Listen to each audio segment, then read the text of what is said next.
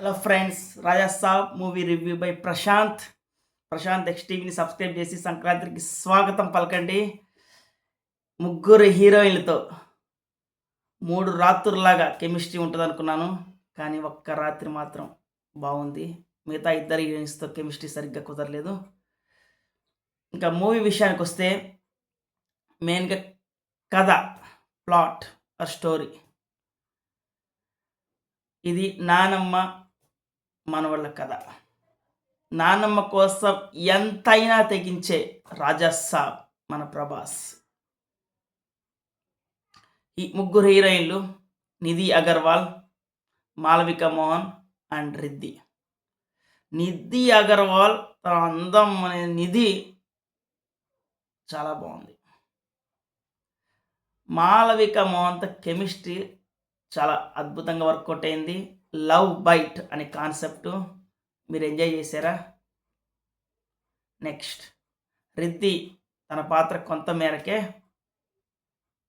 ఇంకా హీరో ప్రభాస్ నటన విషయానికి వస్తే ఎక్సలెంట్. ఇంతకుముందు మనం అంతా మాస్ యాంగిల్ చూసాం, ఇప్పుడైతే క్లాస్, అలాగే వింటేజ్ ప్రభాస్ని చూస్తాం.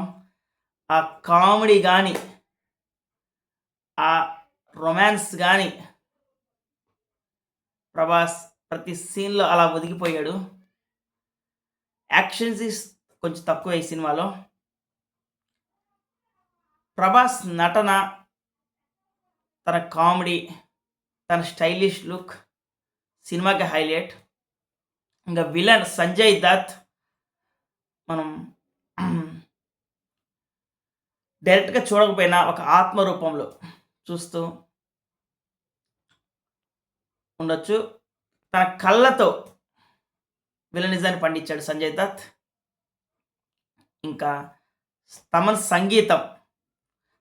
సంగీతం ఎలా ఉందంటే చనిపోయిన శవాలను కూడా లేపే దమ్ముంది ఆ సంగీతంలో. సినిమాకి ప్రాణం పోసింది తమన్ సంగీతం. ఇంకా డైరెక్టర్ మారుతి విషయానికి వస్తే డైరెక్టర్ మారుతి సినిమా చాలా బాగా తీశాడు. అయితే ప్రభాస్కున్న స్ట్రెంగ్త్కి తగ్గ స్ట్రెంగ్త్ ఈ కథలో లేదనిపించింది నాకు. ఎందుకంటే ప్రభాస్ లాంటి టాప్ హీరోకి ఆ విధమైన టాప్ లెవెల్లో కథని అరేంజ్ చేయడంలో మారుతి కొంచెం తడబడ్డాడని అనిపిస్తూ ఉంది. ఈ మూవీ అంతా ఒక హర్రర్ ఫ్యాంటసీ మూవీ, కానీ ఇందులో ఎక్కువ భయపెట్టే సన్నివేశాలు చాలా తక్కువ. అలాగే ఇంకా మన విఎఫ్ఎక్స్ విషయానికి వస్తే కొంచెం పూర్గా ఉంది.